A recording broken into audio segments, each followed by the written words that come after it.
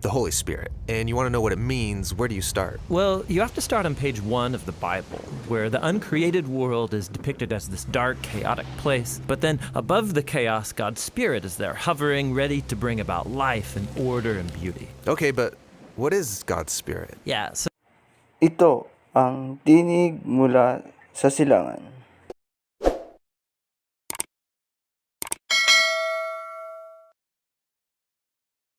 the Spirit is the way the biblical authors talk about God's personal presence. The Hebrew word is ruach.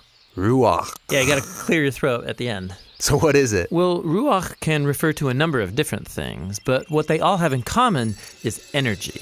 Energy, how so? So there's an invisible energy that makes the clouds move or the tree branches sway. Right, wind. So in Hebrew, that's ruach. Okay. Now take a big breath. So you feel that inside you. Yeah, the air? Well, specifically the energy, right? The vitality in your body that you get from breathing deeply, that too is ruach. And this is the same word used in the Bible to describe God's personal presence. Just like wind and breath are invisible, God's Spirit is invisible. Wind is powerful, and so God's Spirit is powerful. And just as breath keeps us alive, so God's Spirit sustains all of life. Yeah, ruach. Now, as we continue on in the story of the Bible, we see God's Ruach giving special empowerment to people for specific tasks. The first person in the Bible this happens to is Joseph. God's Spirit enables him to understand and interpret dreams. And then it happens to this guy named Bezalel, and he's an artist. God's Spirit empowers him with wisdom and skills. He's given creative genius to make beautiful things in the tabernacle. And we also see God's Ruach empower a group of people called the prophets. They're able to see what's happening in history from God's point of view. That's exactly right. And here's the problem as the prophets saw it.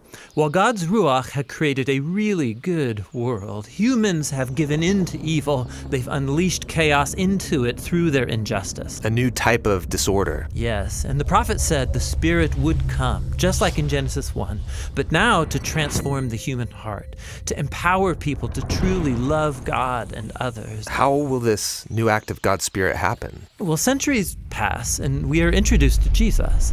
And at the beginning of his mission, there's this beautiful scene where Jesus is being baptized in the waters of the Jordan River. Yeah, the sky opens up and God's Spirit comes and rests on him like a bird. This story is saying that God's Spirit is empowering Jesus to begin the new creation. And we see this happening when he heals people or forgives their sins. He's creating life where there once was death. Now, Israel's religious leaders oppose Jesus, and they eventually have him killed. But even here, God's Spirit is at work. The earliest disciples of Jesus, who saw him alive from the dead, said it was God's energizing Spirit that raised Jesus. This is the beginning of new creation. Yes, and it's still going. When Jesus appeared to his closest followers, he breathed on them and said, "Receive the Holy Spirit." And soon after that, the Spirit powerfully comes on all of his disciples. So that they can become a part of this new creation and share the good news and learn how to live by the energy and influence of God's Spirit. And so, today, the Spirit is still hovering in dark places. Yes, pointing people to Jesus, transforming and empowering them so they can love God and others. And the Christian hope is that the Spirit is going to finish the job.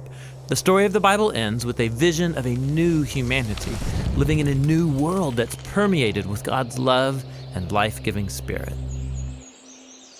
Like, man, my girl about a 10. I should fuck her in the Benz.